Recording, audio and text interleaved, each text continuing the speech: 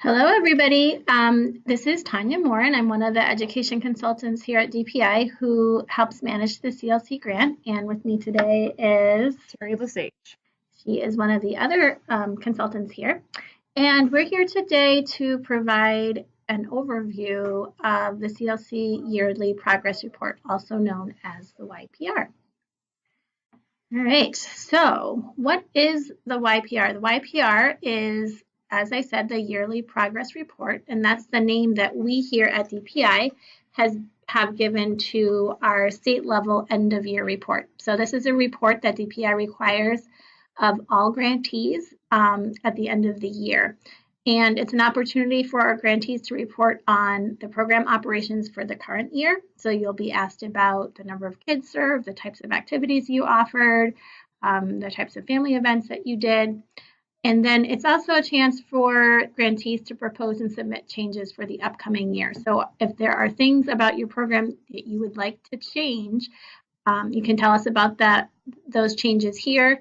And then we at DPI will review your YPR forms and we'll approve those changes or let you know if we want you to make changes. All right, so what you're going to be doing for the YPR, if you haven't done it before, it's basically like a really big survey. There's a whole series of questions that grantees answer, and it's a combination of multiple choice and narrative responses. So for some of them, you'll just be choosing an answer, and for others, you'll be asked to provide a narrative response. The narrative responses are specifically for changes that you might be thinking about making, more reflective questions about things that went well or things that didn't go well this year, what your plan might be for next year. There are also some narrative responses if you indicate that there's a part of the grant that you're not currently implementing and asking how you will ensure that that aspect of the grant is implemented going forward. All of these questions are meant to assess both program quality and compliance with grant requirements. So there's a dual purpose for this. We want to be able to use this information to see what the quality is of the programming that's being offered to students in our CLC programs in Wisconsin. And it's also to ensure that all of our grantees are in compliance with basic grant requirements. The questions will vary based on the year of operation of the program that you're reporting on and on answers to conditional questions. So what does that mean? So for instance, grantees in year 5 will see fewer questions than other grantees because they won't be asked about changes they might make or to provide narrative responses. Also, the questions for grantees in years 1 and 2 will be different than those in years 4 because you're funded according to ADA as opposed to regular attendees. So you'll see some different questions. Additionally, you'll be asked some conditional questions like, do you offer before school programming? Do you offer summer school programming? And based on your answers to those, you may see some additional questions that you need to answer. The YPR is required of all grantees in years 1 through 5. So everyone who is currently operating a CLC program is expected to fill out this form. So what are the logistics for completing the YPR? Well, this year, the YPR is going to be completed via our new online portal. And you can see the URL right there. So you can click on that and that will take you to the portal. A link to this portal was also sent to the person who was listed as a primary contact for the CLC grant.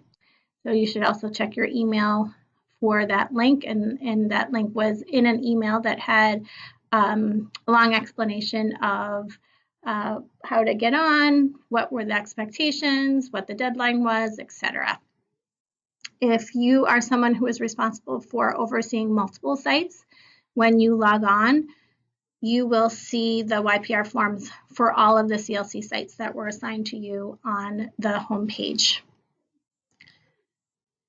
So one thing to note is if you have used the system before and if you recently competed or submitted a competitive application during our recent CLC competition, you have an existing account, so you can sign on with your existing user logon ID and password If you are a new user, a user account has been created for you, but what you will need to do is to create a password. So what you'll do is when you get onto, use that link, click on that link, and then when you get to the first page there, the home page, you will click on forgot your password, and then that will take you through a series of questions that will allow you to set your password, and then you'll be able to log on and start entering data.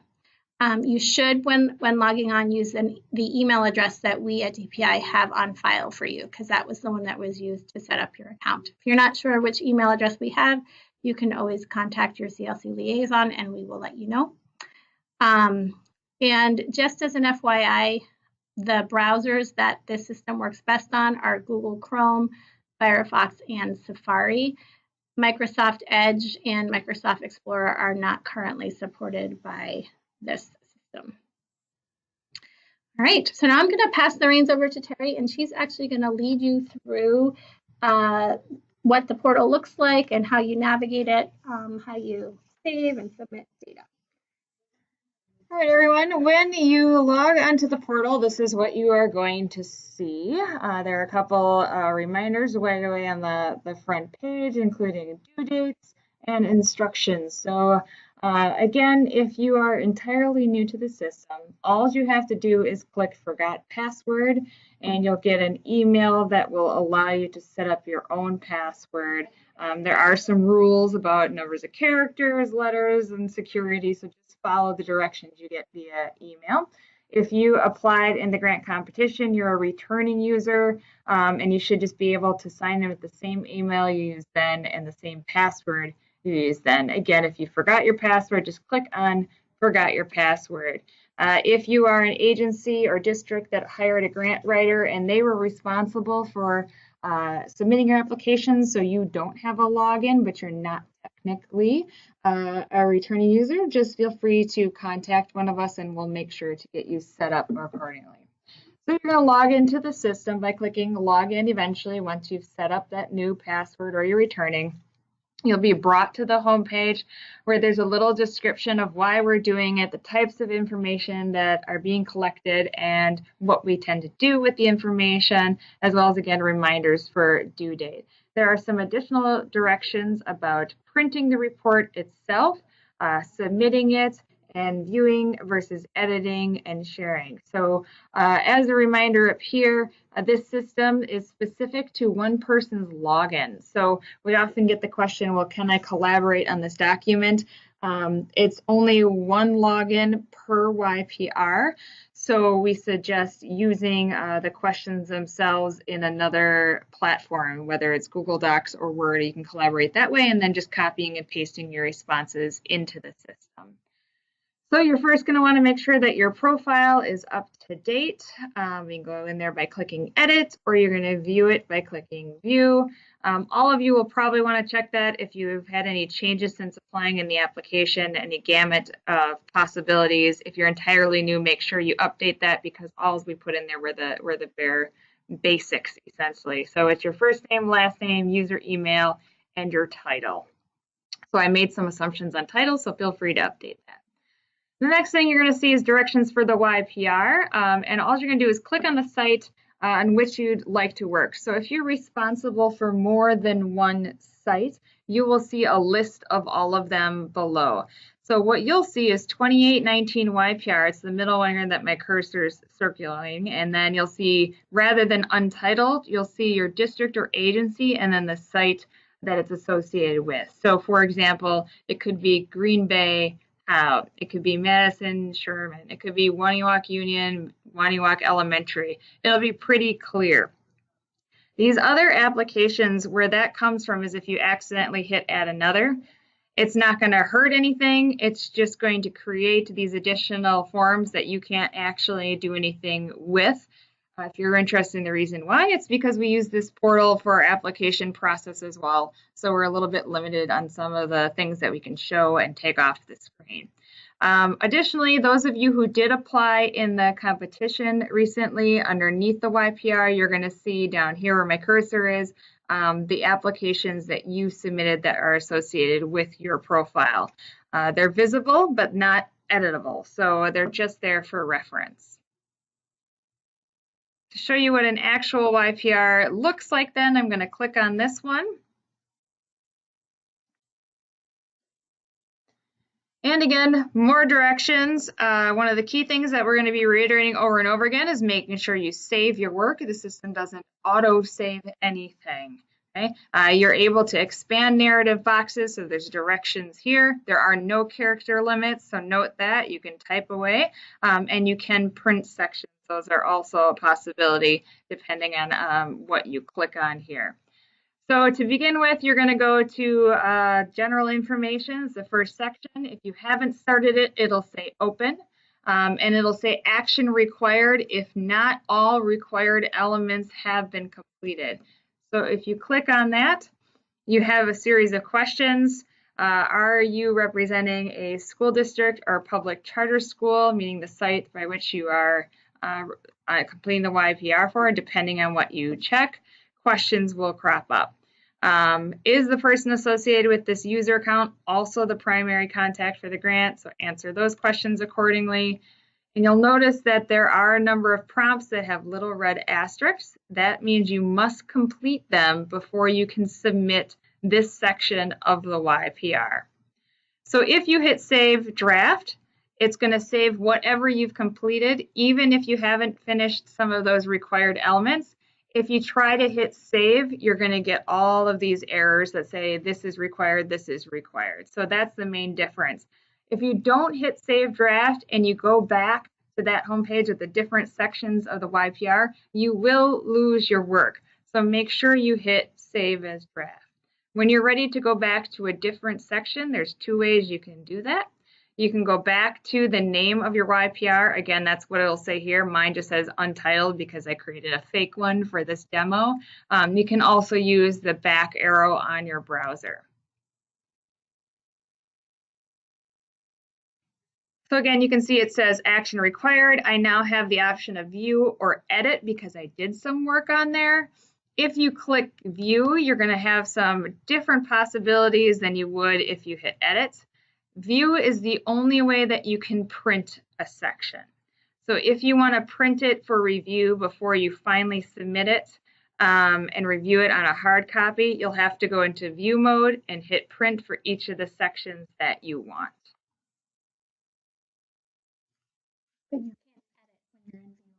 You cannot edit when you're in view mode. The only way you can edit is if you actually click on this little pencil mark that says edit. So you'll notice that there are several sections that you need to go through here. There are some areas that require uploads and not just entering in text. We'll go to funding, sustainability, and budget as one of those examples. Here you're going to enter in, this is pretty standard on all of them, what year the program's in.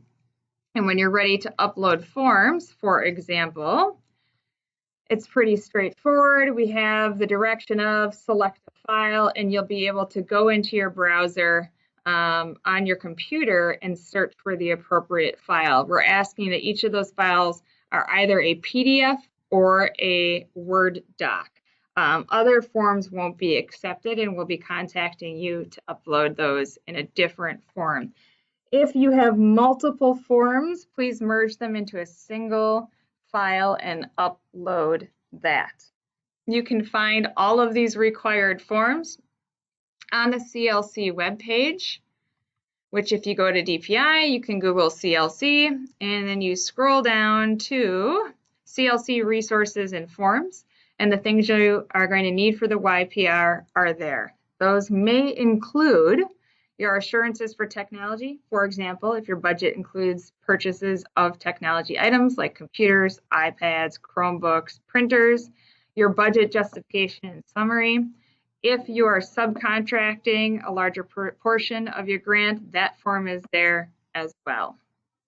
So you can find all your forms on that page. I'm going to hit Save Draft again because that'll allow me to come back and work on it. I'm going to use my back arrow this time instead of going all the way up to the top. And again, I'm just going to highlight, it says action required because none of those have been fully completed.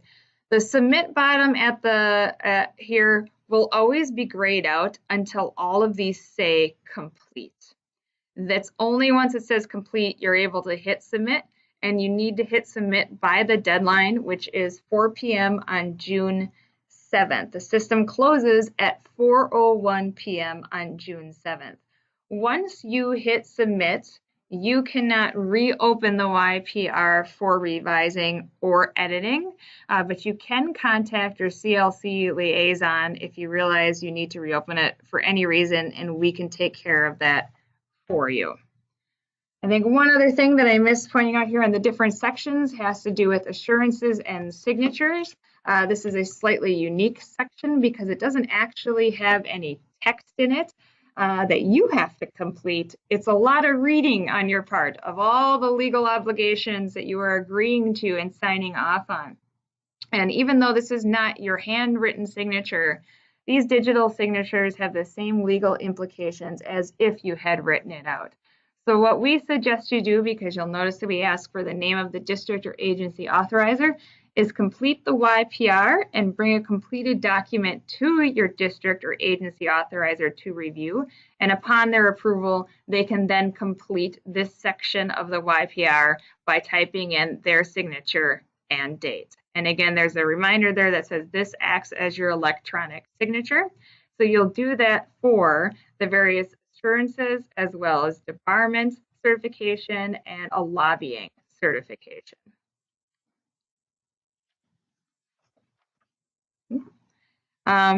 The only other thing I can think to find out here is that it's going to give you a countdown about how many days you have left to complete the YPR. You're down to 38 days. You'll notice here on the bottom as well, you're going to see the 2019-20 application. That's not going to be editable at all. That's just viewable. So if you submitted something in the application, you'll have these different stages visible for your reference, but they are not part of the YPR, and you can ignore them, or you can go back and review your work, but you won't be able to edit it at any point. So that is basically the YPR. If at any time you have any questions about that, feel free to contact your CLC liaison. I'm going to head back over to the slides so we can continue the presentation.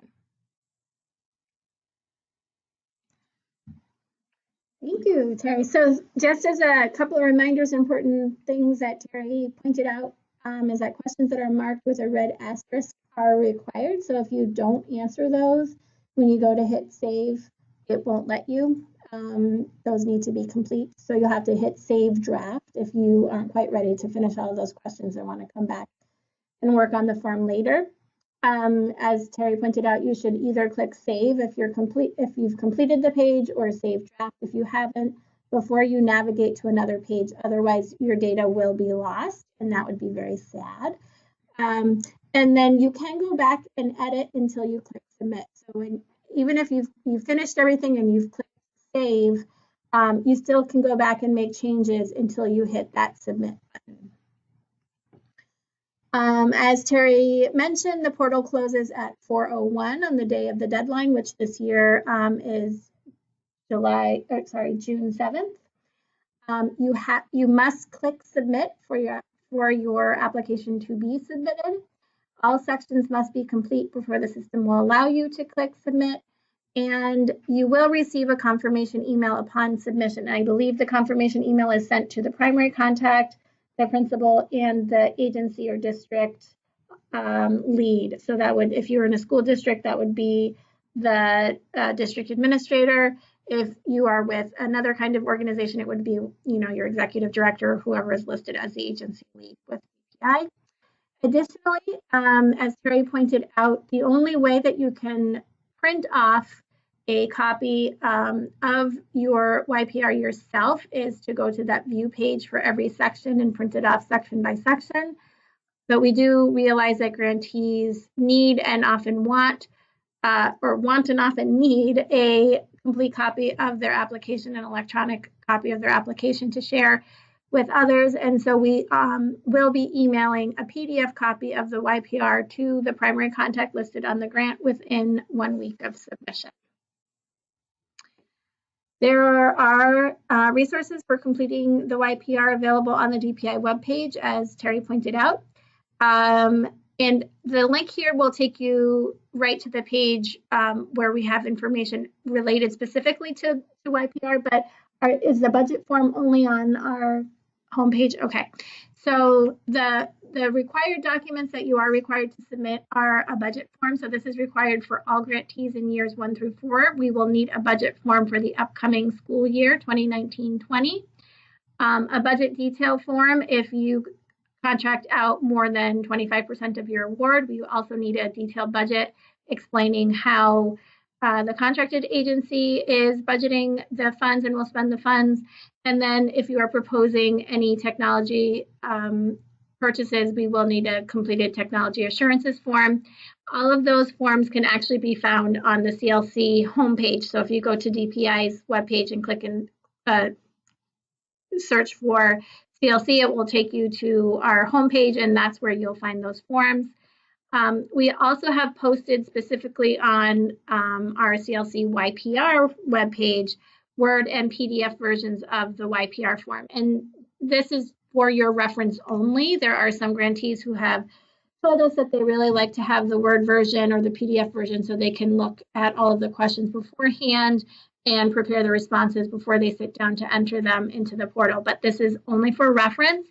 All YPRs must be completed via the online portal. We will not be accepting Word or PDF versions of the YPR form. Another thing to be aware of with the Word and PDF versions is that it shows every single possible question that you might see, and you will probably only be seeing a portion of those questions based on, as we said, the year of the grant that you're in and your responses to conditional questions that are throughout the form. Did you have anything else you wanted to add, Terry? Nope, that sounds great. Okay, so if you do have any questions while you're filling out the YPR, please do feel free to contact your CLC liaison for questions. And if they're not available, you can always reach out to one of the other of us, and we're happy to help. All right, everybody, thanks for joining us. Oh, there's our contact information. There's Terry, me, and then, of course, Allison, who couldn't be with us today, but we're all available to answer questions as needed. Thank you, everyone. Thank you.